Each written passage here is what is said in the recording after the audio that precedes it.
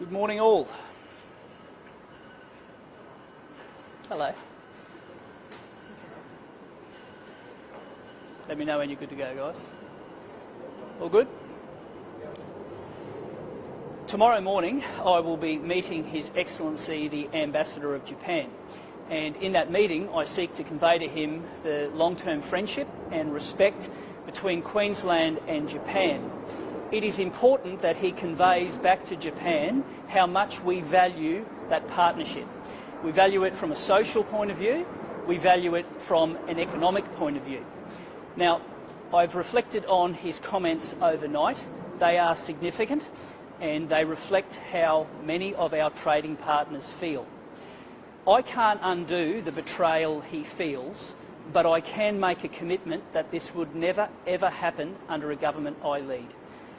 No business, family, individual, trading partner will ever wake up to sneaky weasel words trying to back out of a commitment. One of the foundations of our economy has been built on a lack of sovereign risk. These actions undo that. And whilst we can't change the betrayal our partners feel, we can prevent it from ever happening again in the future. When I make a promise, I keep it. And when we look people in the eye and explain what the tax regime will be, they can take that and bank on it, because security and certainty matters. And tomorrow it'll be my job to seek to repair the relationship that a Treasurer has destroyed. And Cameron Dick could have done the honourable thing and put his hand up and explained how he misled Queenslanders. Instead, he sought to use weasel words to back out of it, and that does nothing for the future security and stability. And it is important that all of our trading partners, all of the people who invest in this state, and every Queensland mum and dad know that promises made should be promises kept. Over to you, Jarrod. Well, thank you, David. Good morning. Jarrod Bleijie, Deputy Leader of the Opposition. Well, I'll start with Cameron Dick, the state's Treasurer, and his betrayal of Queensland business right across the state. This was a tax that they weren't going to introduce. No one knew about it. He promised no new or increased taxes. Anastasia promised no new or increased taxes. And of course, we have seen over the last 7 years of her reign in Queensland, 15 new or increased taxes introduced in Queensland. So they continually break their promises. But here's the question for Cameron Dick, the state's Treasurer. Just as he blamed businesses in Queensland for not understanding that when he didn't say business at the press conference, they should have known what he meant, is he going to blame the Japanese business leaders? Is he going to now blame the Japanese government for not understanding what he actually meant when he said no new or increased taxes? International trading partners are important. Our relationship with foreign countries is important. And this is a huge risk. It is a huge risk, particularly when you have the Japanese government, the ambassador, criticising and saying what a risk this will be for investment into Queensland. Japan, the biggest trading partner in Queensland, particularly in our agriculture sector. That is at risk because of a risky government with a risky Treasurer, and to be truthful, a Treasurer that cannot speak the truth to Queenslanders, and it shows now he cannot speak the truth to business leaders internationally. Second question is to Stephen Miles, the Deputy Premier. He was in Japan 1 week before the budget. He would have known what was in the budget. He would have known this great big new tax on our resource industry was coming, and it was going to be announced in a week's time. When he was in Japan, sipping sake with business leaders in Japan, did he tell them that this big new tax was going to be introduced in 1 week's time? Or did he just sit back, enjoy the hospitality of our international friends, and keep it secret from them, like Treasurer Dick kept it secret from Queenslanders? It's about trust. Queenslanders cannot trust this government on health. Queenslanders cannot trust this government to deliver a budget without these increased taxes when they promised to the people of Queensland and our international partners that they wouldn't be doing it. And I'll finish on this. 15 new or increased taxes, 15 new or increased taxes in 7 years under Anastasia's watch. And now, if you watch TV at the moment, you're online, they are spending taxpayers' money trying to convince everybody how great this great big new tax is despite the fact they introduced it without telling anyone. Now they're using taxpayers' money to convince people in Queensland why this tax is important. Thank you, Jarrod. We have consistently put the Treasurer's feet to the fire for a broken promise. Now, what we don't want to do is cause further uncertainty, and that's the reason why we said the government is in the middle of the biggest health crisis, a housing crisis, blowouts in infrastructure, and I'm not going to stand between the government and the only plan that they've got. But I will say this, that the government would have known full well when it went to the election that it needed more money. They can't say that things have drastically changed in 18 months. Now, we're being a responsible opposition, but we're not going to let them off the hook for a promise that they made, and we're not going to let them off the hook into the future. What I can do is say two things. One is to every investor and every mum and dad that we will wake up every day and look at ways to lower taxes for families and taxes for business. But more importantly, when we make a promise, it'll be kept. And that is the foundation to remove the sovereign risk that's needed to generate a generation of infrastructure. Because if you don't have that, companies look elsewhere, and therefore Queensland families have to go elsewhere for their work into the future. And I'm not comfortable with that.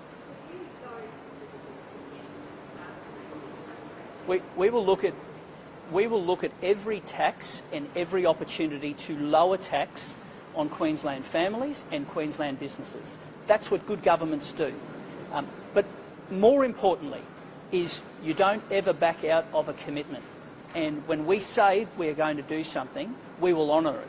I won't make a promise 26 times, including on a direct question that you asked, Marlena, that had the word business in it, but because the Treasurer didn't say business in his response, somehow that doesn't relate to business. Now that is next level slippery and sneaky. And is it any wonder why our trading partners feel betrayed? So we have to look them in the eye and explain to them that sovereign risk will be removed. There will be a new era of partnering with investors and Queensland families. And that's why we will make promises and we will honour them. And every day we'll look to spend people's money with respect that it deserves. And if you do that, you can lower taxes on people. So just to clarify, your issue's not the new roads erosion, it's the fact that they lied about. Well, the government introduced 3 new taxes in this budget, and we held them accountable because they said they wouldn't do it. Now, Treasurer Dick has got himself into an almighty hole, the largest debt this state's ever seen, and interest repayments set to double. Now, in the middle of a Queensland health crisis, he believes this is the only way that he can fund those promises. Now, it's disappointing. It's disappointing that barely a year after making a commitment, he's either so slippery or so incompetent that he has to do that. But right now, Queensland's in the middle of many crises, and we as an opposition are going to hold the government accountable for the promise they made, and more importantly, work to the future to remove that risk when people are doing business beyond 2024. So in the past, the Polish have records of high rates, but would you agree that those should be paying fair now? So that the time for that discussion with the Treasurer was before the election when he made the promise. Having broken that promise, maybe he could have stood up and said, you know what, the hole is greater than what we feel, and this is the reason why we're embarking on that. But he just can't do that. He's got this glass jaw that prevents him from putting his hand up and just saying, okay, I got it wrong. Instead, we had weasel words, we had slipperiness, and that actually further undermines the lack of security with people into the future. Because if you look at a bloke who's clearly broken his promise and he can't even put his hand up and give you a reason why, well then what will he do in the future? So what we have to do is be responsible and learn to and show our trading partners that we are fair income in the way that we will do that relationship. And I will make this promise that when we look people in the eye and tell them what taxes are going to look like, that certainty will continue for a term until you go to the next election and seek the mandate again. And if you do that, trading partners will learn this is a great place to invest, because we do have an abundance of resources and they do belong to Queenslanders. And it is important that people can come here in the knowledge that they'll make a quid and Queensland taxpayers will also get what they deserve. And that's what a good long-term partnership looks like.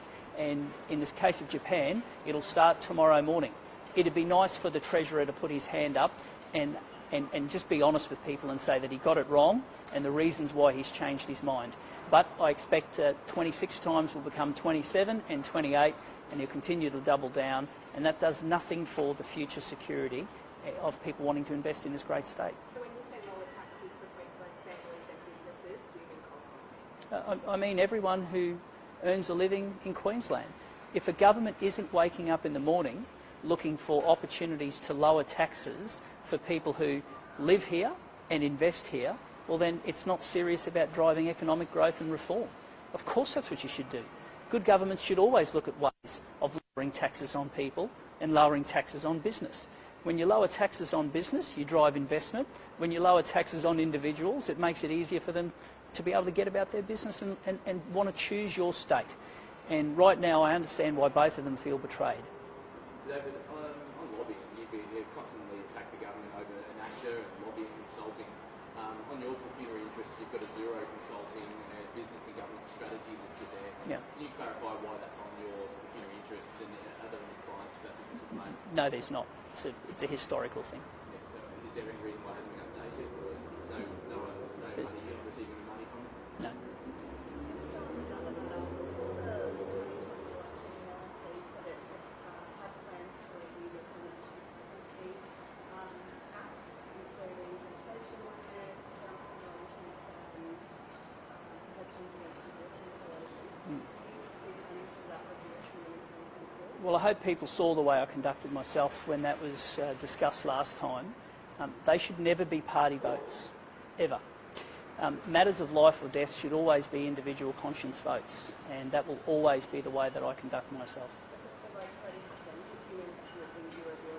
Well, I showed during that debate that I don't see it as a policy position. They are matters of life or death, and they have to be a conscience vote. And you only have to look at the vote to know that's the way that I conducted myself. There was no heavying, there was no threats of bullying. I put my position across and allowed everybody to put theirs. And it is not a party room decision. It is a decision of individuals. Matters of life and death are a conscience vote. They shouldn't be party policy position. So do you fall for a conscience vote and as the vote is happening? No, I've made my position very clear. Well, it's as clear as I can make it. It should never be a case of a policy position when it involves life or death. Well, clearly you saw where the votes fell this time, and I think that will give you an indication that individuals can express their individual views, and that is the best way that should be conducted. Anything else?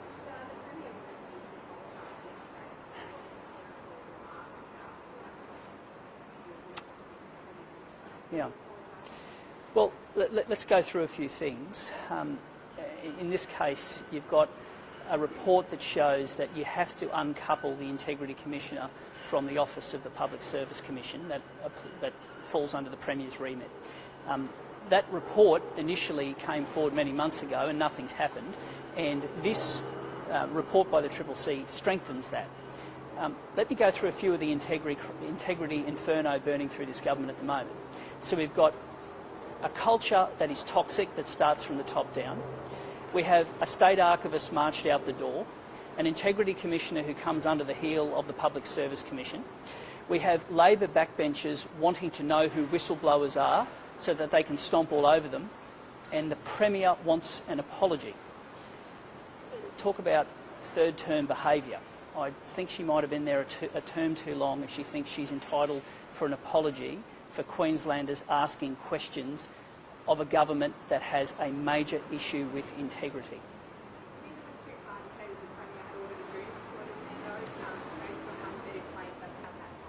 I still want to know what was on that laptop, and I think Queenslanders also want to know. More importantly, and I come back to the reason why we will continue to pursue this, you cannot have a governance arrangement where the Office of the Integrity Commissioner comes under the heel of the Premier and her hand-picked Public Service Commission. That is just not good governance arrangements. And the reason why the Integrity Commissioner took the decision to go to the CCC is after going to the Public Service Commission for many months. She was unable to get that matter resolved, so sought to take it to the CCC. And yesterday, the Premier of this state basically called her a liar. And I'm not sure that a whistleblower who's coming forward expressing her concerns about the way she's treated deserves that language thrown at her by the Premier of the state. So again, the sooner the government uncouples the Integrity Commissioner from the PSC, which is exactly what this report showed, the sooner that happens, the sooner that we can get the integrity show back on the road when it comes to the Commissioner. But there are still a myriad of other things in the Coldrake report.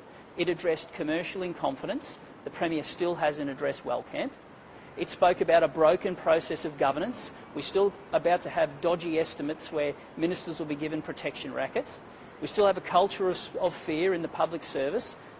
There are so many issues of integrity that are burning through this government. And the Premier's response has been to try to belittle somebody for taking her concern forward.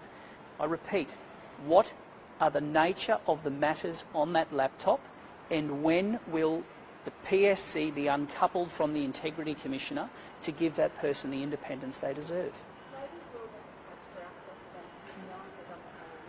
The OMP will always comply with the law, but I want to make a little point. It was the Premier who reintroduced corporate observers after the practice was banned. And now, after shaking down the business community for 7 years, the Premier says now that they can no longer donate, she won't meet with them.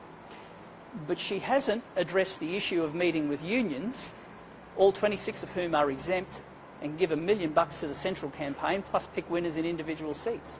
So the Premier's view of integrity is to say to the business community, thanks for your money for the last 7 years, but I won't see you now into the future. But as for the unions, come in, guys. Thanks very much for the support. Just keep rolling on. It's an absurd statement. And if you analyse the way the legislation has been drafted, it is so wrong. It is so wrong that 26 unions can be treated as differently, and now the Premier's view on integrity is to give them the keys to the palace, but say to anybody who wants to employ Queenslanders, no, you're exempt and I won't talk to you now in that format after taking your money for the last 7 years.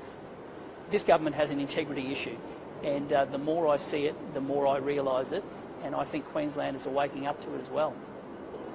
Thanks, everyone. Thanks, guys. Thanks very much. Cheers.